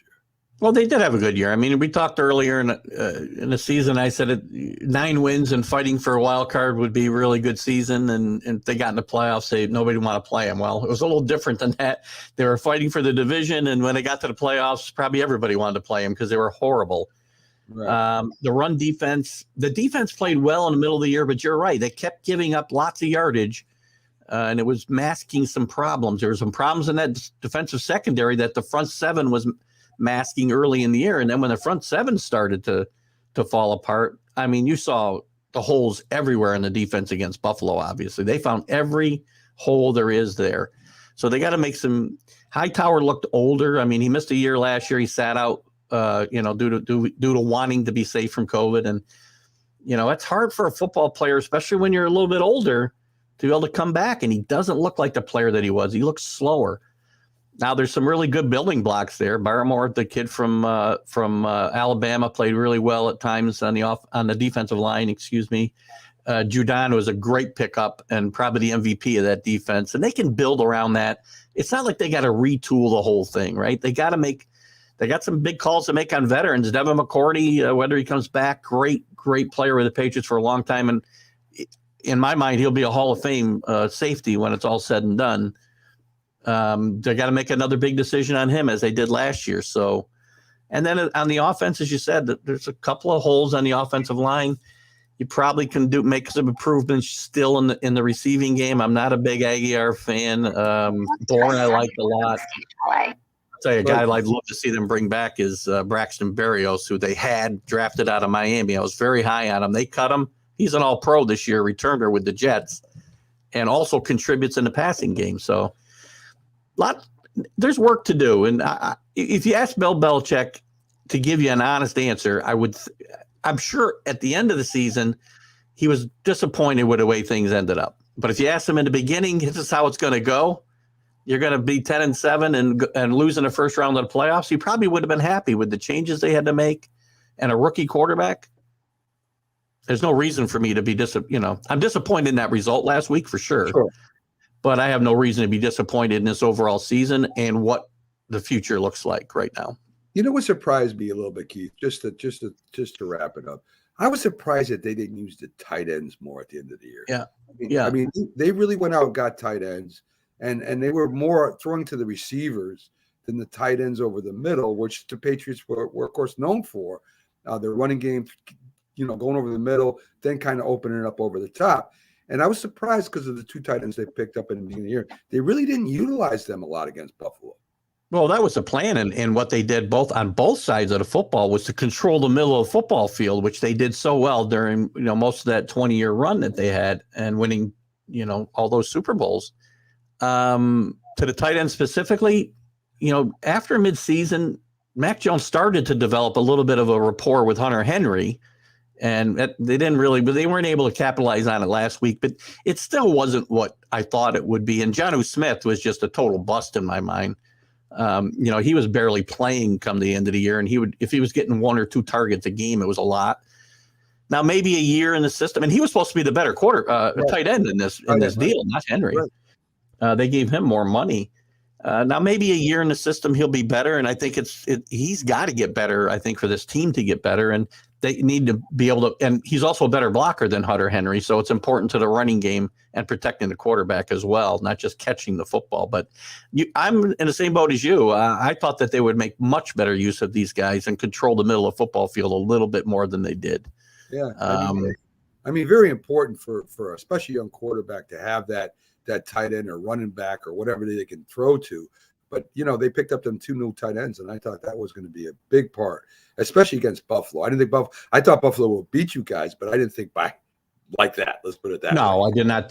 By any means, I think they were going to have one of the second worst defeat in Bill Belichick's career for sure. So, and nothing went right. Nothing went right. The offense, I can't get on you. They had no chance because they never got a chance to get into their game plan. So there's things to fix, but there's reasons to be excited. And again, some of these guys maybe will be better in their second year if they get a chance. But I don't know, as well as I like Kendrick Bourne, the season that he had and played well, especially in the second half, I still think they need to probably upgrade that wide receiver positioning. And as you said, get better play from the tight ends for the offense to be fully efficient. I agree, Keith. Keith, thanks for coming in. We'll see you Sunday. I love that you're previewing the Buffalo Bills for us. That's great. But it's AFC East. You know the Bills pretty well, so it should be a real good report and should be a hell of a game. I mean, Bills and Kansas City. Should be. I can't wait to see that game. It might be the best game of the weekend. The last one of the weekend should be the best game. So tell Jim Jeffcoat, send me some Bills paraphernalia. I'll put it on if I get it in time Sunday. I'll mention it to Jim. Thanks again, Keith. You have a great Friday, and we'll see you on Sunday, buddy. You too. Take care. Thank you. Yeah, Jack will get better eventually once he learns how to work the controls or whatever he's doing. I don't know what he's doing over there.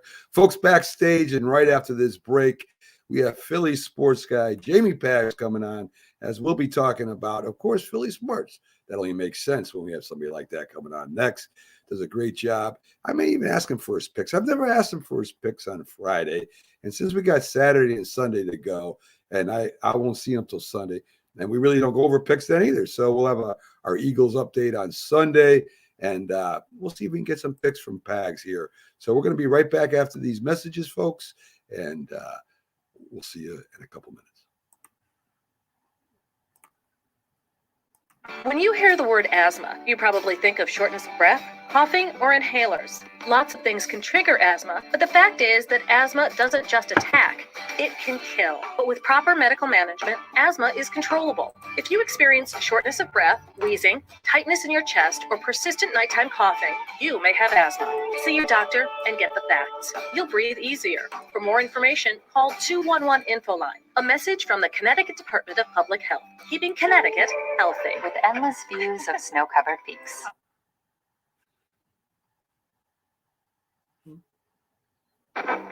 Here comes the king, here comes the big number one.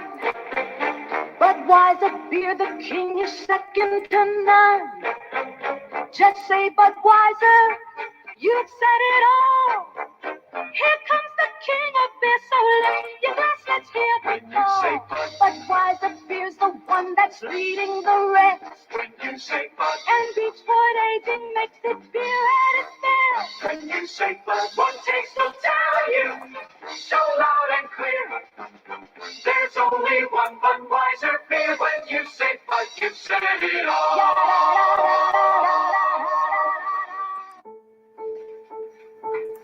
We all make choices. When it comes to alcohol, kids make choices whether to drink or not. Bye, Dad. Bye-bye. Remember, I'm going to Alex's party tonight and sleeping over. Hey, have a seat for a second. Remind me about that party again? Alex is just... And adults make choices whether to talk about it. That's true of parents and every other trusted adult in a kid's life. Kids want to know our expectations when it comes to alcohol and we are other looking drugs. for a new doctor They for want our... guidance and honest answers to their questions. And it makes a difference when the message is consistent and part of everyday conversations. So talk with your kids and help lead them on a positive path. Because when you talk, they hear you. For more information about talking with your kids about underage use of alcohol and other drugs, visit underagedrinking.samhsa.gov. Our daughter, Alex. Well, I'm board certified. McDonald's is our kind of place. It's such a happy place. Happy place. A clean and happy place. McDonald's is our kind of place. It's such a happy place. McDonald's is our kind of place. Your kind of place. McDonald's believes in getting food to your kids before they get to each other. Such good food, too. McDonald's famous French fries, triple thick creamy shakes, lean beefy cheeseburgers and hamburgers, icy cold soft drinks. And here's a plus, spill-proof lids on all beverages. Another plus, napkins that are big as a bib. Quality, cleanliness, extra care service. That's McDonald's. A total value that's unmatched anywhere. McDonald's is our kind of place. It's such a happy place. McDonald's is our kind of place. Your kind of place. I mean, you can.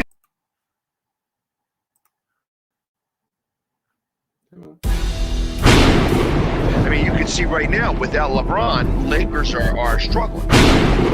Let me tell you about a team I hate, all right? I know the Dallas Cowboy fan is here, so I had to make sure he knew how much I hate this team. I'm ready. I've often said that the people who run baseball, they try very hard to ruin it. I'm from Brooklyn. I don't have a problem saying it to his face. Oh, I'm from Brooklyn. Hey, get any.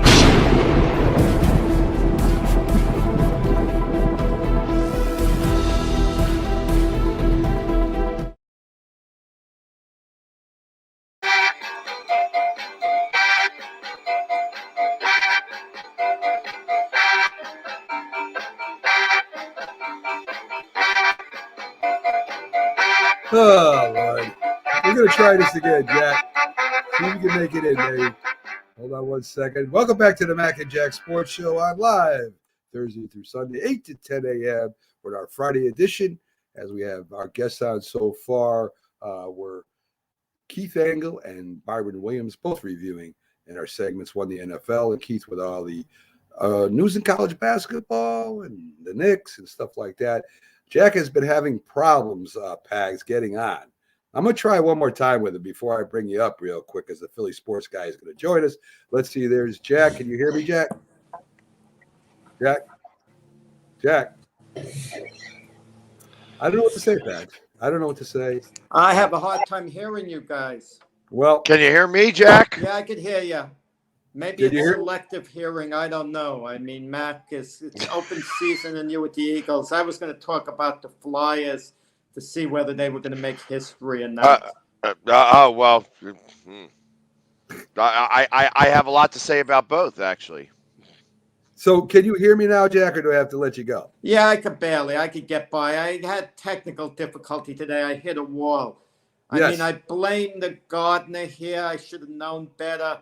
I'm in Florida, the sunroom. They were coming by making a racket and noise. So when I tried to switch my equipment to a quieter place here, I kind of lost reception. You know, I don't know, is it an area problem? You know, is it a Jack problem, whatever. But listen, I don't have much to say in this segment. This is your segment, Pags. I wouldn't be missed if I wasn't what part of Florida are you in? I'm just along for the ride. What part of Florida are you in? Delray Beach. So I mean, I was not close in Tampa. No. You know, I had an offer actually to go to tomorrow's game, the Buccaneer game, Ram game. But you know, it's like a 4-hour drive and stopping and traffic. Listen, if they make it to the NFC Championship game and I have the offer, like my friend has a few season tickets, I might go there. But I'm not overly optimistic that it would have to be the 49ers at Tampa. That would be the only combo, and I'm not optimistic that that's going to be the championship game. But, you know, we'll see. Yeah, I think the Tampa's got to worry about getting past the Rams first. Yes, I do too. So, Pags, let's talk a little bit about the 76ers. We'll touch on them with Embiid. Embiid's playing out of his mind. Let's start with the good. Let's definitely start with the good first. Yes. Embiid's playing out of his mind. You guys are in the thick of things. Again, Ben Simmons saying he's going to sit on the bench all year. He don't care if he plays or not. Until he's traded, he's sitting on the bench. So you're playing, despite those distractions, you're playing pretty well. Trade deadline coming up. Are you going to get rid of Simmons and get somebody else? I think not, to be honest. I feel that Morey is going to wait till he actually gets the right deal. And to be honest, I can't blame him anymore. I know that this has drug on way too long. And ultimately, my thought is that as long as as long as they are doing whatever it is that they're doing here, I mean, I think they're going to make a trade at the deadline anyways. I just don't know that it's going to involve Ben Simmons. And the deals that are coming, they're starting to raise up some. It's not like, hey, we're going to put together a package of crap and throw it at the wall and see what sticks. The crap is getting nicer. So I kind of think as we get closer and closer to the deadline, somebody is going to make the jump. I'm just not exactly sure who that's going to be yet. Okay. I mean, listen. And I'm back to thinking again. Like I remember you guys thought I was crazy when I said the Warriors, the Lakers, and the Sixers could get in a three-way trade. I really believe that the Lakers are starting to push that again because the Lakers think out loud, and LeBron's not going to miss the playoffs 2 years in a row. Well, what do you think the Lakers would offer you? What, Westbrook? No. I think that it's gonna be a very creative deal all the way around. But I think that it would, the way it would become is that Ben Simmons would wind up in LA. That's not. We do not want Westbrook. I wouldn't want Westbrook at all. What were we saying, Jack? The Lakers don't have the chips. They'd have to be out of their mind, the Sixers, to make a deal involving Russell Westbrook, and that is a. I don't think crazy. that's why I think the third team's got to be involved. It's gonna be a dance of numbers. Yeah. And that's what it would take. I think that they're not real happy with Davis out there in LA, and I feel that he would be the one that could possibly move to the Warriors. So it's like I said, it would be a dance of numbers all the way around, and it would be those three pins because they're the ones that have the guys that have the numbers that would equal out. Listen, the Sixers did the right thing holding out, but it might be apparent Ben Simmons isn't going to come back this year, next year, or who knows if ever, if he's really dug in. Has he gotten the value to the point where they might actually make a deal with the Knicks, where Doc Rivers would have a lot of influence, with Morey, even up for the most part? They throw in a couple of other pieces, R.J. Barrett for Simmons, and, they throw in Top in the Knicks. Has it gotten to that point? I don't think so. I think the Knicks don't have enough to be able to give Morey to make him pull the trigger. It's actually recently it was Sacramento that was trying to offer a few picks, 3 guys for taking off Tobias Harris and Ben Simmons, and they wanted Matisse Thybulle, and I think Matisse was the reason why they said no. I think they want to keep Matisse Thybulle. But they want to, like, if Sacramento took Matisse off the table and did the same deal for the 3 guys, there are 3 guys that they were going to do, and I don't remember their names, and the 2 first-round picks for Simmons and I just lost it. But anyways, for those 2 guys, they would absolutely pull the trigger. Pags, we never have you, and I really don't want to talk about the Flyers losing and setting a record. I mean, that's something. It's like talking about the Knicks losing and going down. I really don't want to talk about that. So here's what I want to say about that, though, because I was at that game yesterday, and I'm really starting to get frustrated. There's a couple of things that I noticed right away. One, the half-empty arena. The Flyers have never had half-empty arenas except for COVID. And Comcast is starting to screw up big time. I'm hearing rumblings that in the franchise itself, in the executive portion, that people are starting to quit, that they are really tearing this team apart.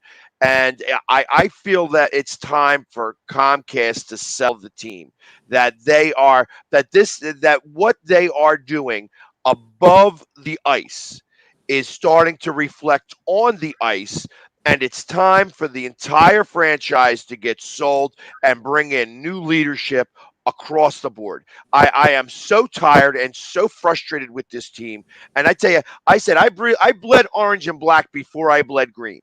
And I love the Flyers, and I will always love the Flyers, and I'm always going to be rooting for my team. However, I am going to start to become more vocal that it's time for a change in a major way, and that Comcast should just stick to what they know, which is cable television, and get out of the we own a hockey team business. Two Listen, 10-game losing streaks in the same season. The franchise record is 12. Prediction: are they going to break the franchise record or not? Yes. Yes, Pags, I think they are. At the end of the game, I yelled out that it's time for Comcast to sell this They should team. bring back AV. They didn't have it so bad under him. You could see that. Well, now. you know what? I don't think you know what? Truth of the matter is, I don't think any coach is going to make the difference here. Yeah. I don't think this is a coaching thing. I think this is an organizational thing, and that's the problem. It's a parallel to the Yankees when CBS bought the Yankees, right? CBS buys the Yankees. They don't put nothing into the team. They really don't make the trades and pick up draft picks and do well with running the operation, because they just wanted to put the Yankees on TV and grab all the money they could from them being on CBS. And it's very parallel to what's happening with Philadelphia Flyers right now. The CBS don't know what the hell was going on with baseball. And there was maybe 10,000 fans in the stands. Yeah. That is, I have never seen an arena. Short of COVID, that small for the Flyers. And the game that when I was in Tampa, they said that the Rangers fans took over the arena, and that's not something that ever happens in Philadelphia in any reason. I hear you, man. So, like I said, let's get on to the games. I want you to pick some games with us, Pags. Sunday we'll have a wrap up on the Eagles season, and talk a lot about that and what your thoughts are on that.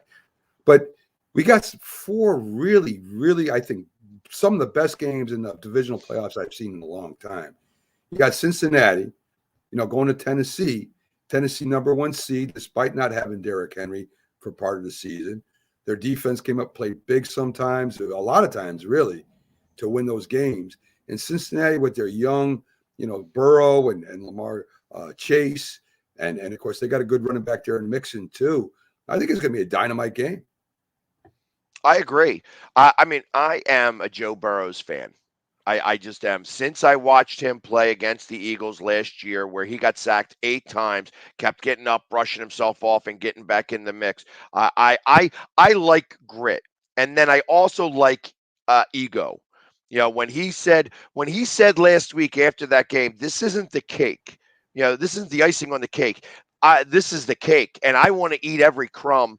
That there's a certain swagger that I really enjoy about him, and I think that that's going to be the upset of the week. I feel that Joe Burrows and the Bengals win their second playoff game in a row in Tennessee and take care of business down there and beat the Titans. I think that if Henry comes back, that Henry coming back is probably not the best thing in the world, that he's going to wind up taking away carries from the guy who's been carrying the load since he's been gone, and that he's probably not going to be 100%, and him not being 100% is going to make a difference.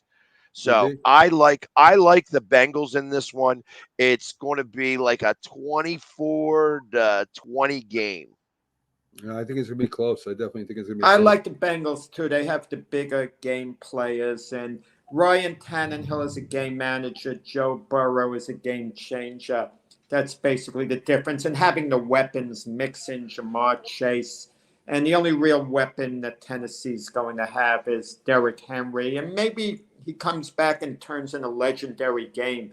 Maybe he's a little rusty. Maybe he's going to be as strong as could be. But I don't think the receiver. This is a team the Bengals could beat. Don't they have the Falcons receiver? Julio Jones. Well, I think Julio Jones could dust it off and have a good game. Mac thinks he's a little too long in the tooth, but we'll see. But I think Tennessee's the worst #1 seed I can ever remember. Mike Vrabel's done a fantastic job with them this year. Yeah, I think that he's definitely in line for Coach of the Year, but I don't think he's in line to win a playoff game.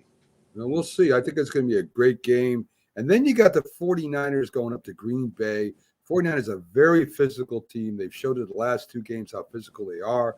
Rodgers has had problems playing in San Francisco because of that front four. Green Bay's got all the weapons back. They got the smoothest quarterback in the league, the MVP probably again this year, against a physical offense and defense team with a game manager. Who you like in that game, Pack? I like Green Bay, and I think that it's going to be a blowout. I think that it's not going to be close. First off, it's going to make the Buffalo game look like it was played at the beach. In comparison, I think that's how cold it's going to be, and I think San Francisco is going to be affected by that some. I like San Francisco's defense. I just don't think that they have all of the pieces in place to be able to handle Green Bay's offense. And I think that Green Bay's offense is going to score a lot. And I think I like this game at like 37-20. I think that they're just not going to be able to keep up. They're going to wind up having to trade touchdowns for field goals, and you're not going to be able to do that against Green Bay. And Green Bay is just going to score at will. And it's going to, they're going to be able to move on pretty easily, is my opinion. I'm on the same page with Pags. I mean, I think Green Bay by 3 touchdowns. I think they're primed. They win big. And I like the Bengals by about 10. But we're basically on the same page. What about you, Mac? All right. Maybe he's a little frozen. I don't know. Okay, what about you, Mac? How do you see the 2 games going? We're putting you on the spot. I think Pags and myself like the Bengals. Well, I'll give you my prediction. I like them by I'll give you my prediction. I'll give you my prediction. I was.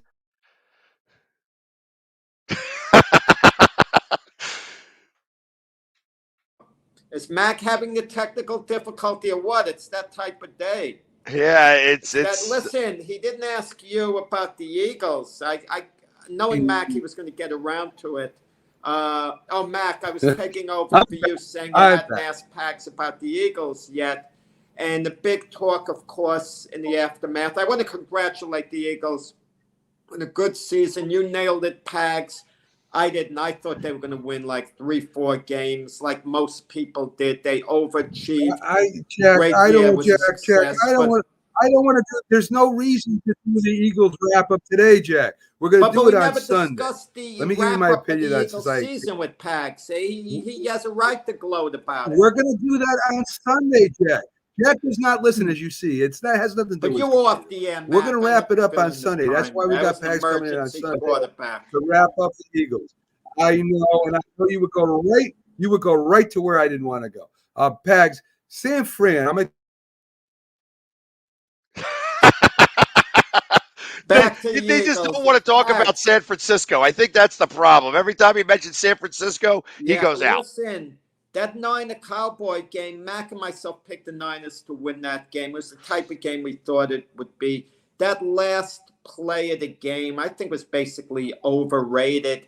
At best, they would have had to frantically run a play with 1 second and throw a 25-yard pass in the end zone. So I kind of feel it was overrated. It took away from the overall performance. Well, and you know what? Just to talk about that play, Dallas does that play a lot. So it's not like that was off a whim. They usually do that play. But there were 3 issues that he did specifically on that play that caused them not to be able to get another playoff. 1, he should have slid at the 30-yard line rather than the 25. He should have ran to the umpire to give him the ball right away instead of playing the game and giving the ball to the center, because the umpire has to touch the ball every time.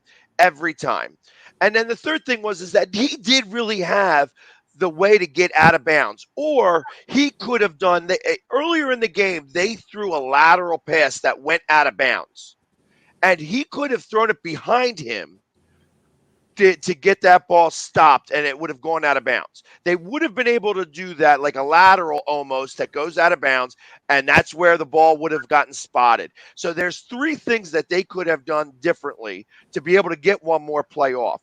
The fact that that it got down to that moment is more a test of where Dallas was. I think that McCarthy stinks as a coach. I hope they keep him. And, I think that this franchise is going to start trending downward rather than upward, because you're hearing about Elliott was playing all season long hurt, that Pollard, that they took away, it makes me wonder, hey, playing on that Sunday where he had to get his 1,000 yards and playing all the starters, did he do anything more to his knee before he got into the playoffs? I mean, he did go off a little hobbled at one point. So, I mean, where you guys were yelling at me saying, hey, we shouldn't have rested our starters, I don't think it would have made a difference against Tampa Bay. But that being said, same thing goes to Dallas. They should have maybe rested instead of going after their bonuses. And, because of that. Pags, that was just sloppy play. They're undisciplined. Dallas Cowboys are undisciplined. They led the league in penalties. They made a lot of stupid penalties again that they shouldn't have done. That has to do with coaching. That's all. That's coaching. You don't grab an offensive tackle and throw him to the ground on a play outside. That's ridiculous. That's never called in the NFL hardly. They're just an undisciplined team. And that last play, they didn't have enough time. You got to have about 18 to 20 seconds to have a run and then set up again. At least 14. At least 14 seconds is what you need. Right. That's at the bare minimum. And you got to do everything right in the process. Yeah, listen. It was open because they didn't care. You could run with the ball all you want and not run out of bounds, as you said, was terrible. So again, as I get cut off again by this stupid stream, I'll tell you right now, I like San Francisco's chances against Green Bay. I'm gonna be honest with you.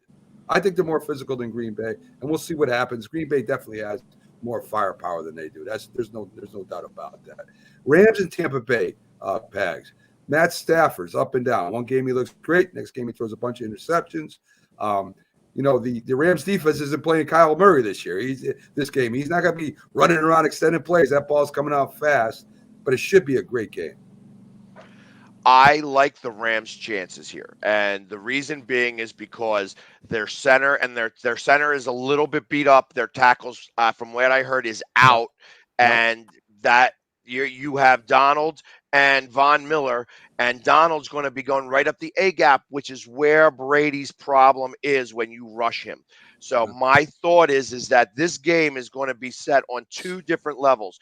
You got Brady versus the defensive line of the Rams, and then you have the Tampa Bay secondary against is it Cooper Kupp? Not in Cooper Kupp, is it? Or it is Cooper Kupp. Wide receiver? Their receiver. The Rams receiver. OBJ and Culp, and Cooper Kupp. Yeah. So, and I think that's where this game lies, and that's the only two places. Is Brady going to beat their defensive line? Is he going to be able to get the ball out fast enough? Are they going to be able to hold them in, because they're going to know that he's got to get the ball out quickly? He's not going to be able to sit in the pocket like he did against the Eagles.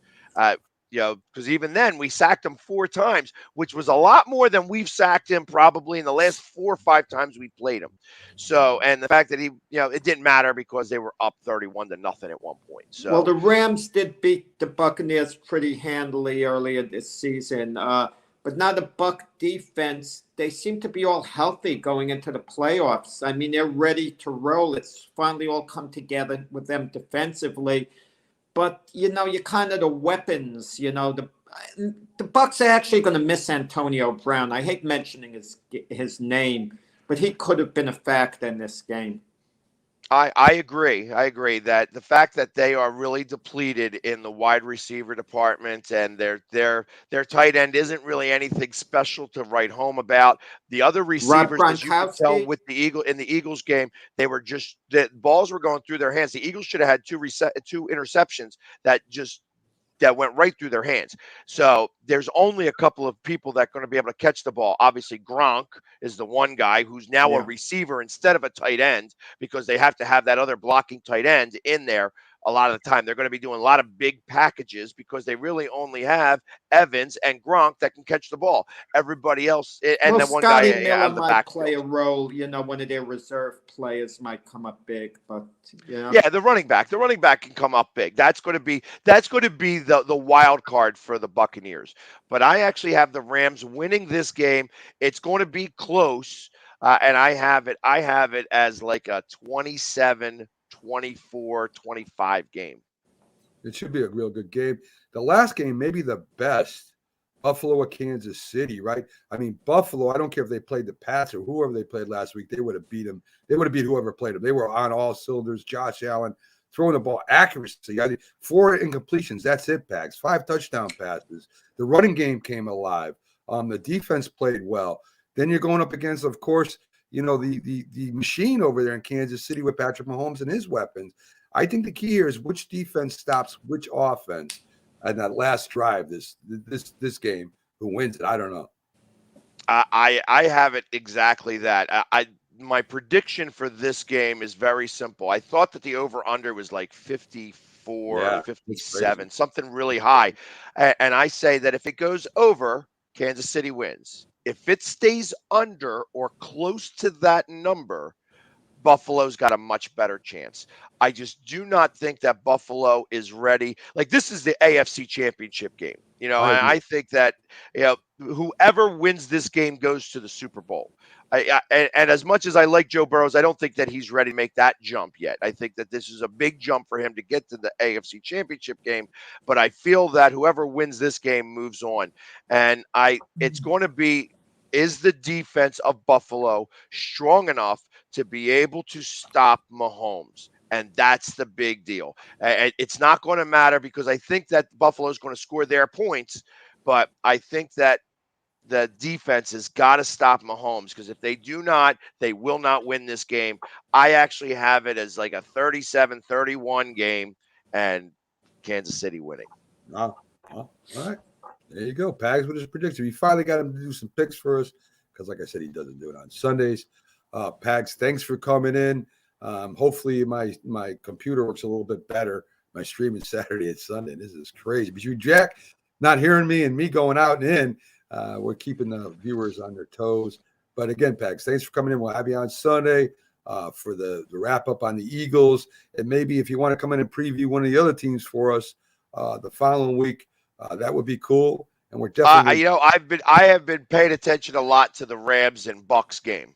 And I think that that's going to be what it's going to just be akin to, the Eagles wrap up, with this game against the Bucks, and then being able to go in and talk about the Rams and the Bucks. I initially thought that Arizona would be the worst matchup for the Buccaneers, but after watching the Rams defense and just the way how inspired the defense was playing, not necessarily the offense, because I'm not sure that, Stafford is the guy. I don't think Stafford's the answer there. I think it's going to be the defense versus the offense. I'll tell you, a great question is, guys, which is the game of the week? Is it the Chief-Bill game or is it the Ram-Buccaneer game? You could get into a healthy debate. It's kind of a toss-up at the end there, but those two games stand out this weekend. Yeah, I think that those are going to be the two closer games. And I first off, I still think Green Bay's going to the Super Bowl. I think Green Bay is going to play whoever wins this Kansas City Buffalo game. I just don't see anybody beating anybody in Green Bay with as cold as it's going to be, because they've never played this late in the season in Green Bay, and it's not getting any warmer. Well, if you want to annoy Mac at all you need to do is have him see Aaron Rodgers hold the Super Bowl MVP trophy up at the end of the game, the Lombardi trophy. That would definitely bug me. I got a prediction that the game we don't think is going to be the closest will be the best and closest game, because the other ones are too easy, and that's the way the NFL sometimes works. So, Pags, thanks for coming in, folks. Thanks for tuning in. We'll be back tomorrow with the debate show, me, Jack, and Dr. Paul Semendinger, and we'll have some more fun, and we'll be the big football show. Pags will be there with his update and maybe preview one of the games for us. We'll have Keith Angle, we'll have Jim Jeffco co-hosting, and sorry, the Jet Man is out until the Jets make some news, which probably be pretty soon. So, folks, have a great Friday. We'll see you tomorrow. Enjoy your Friday night, and Pags, thanks again, my friend.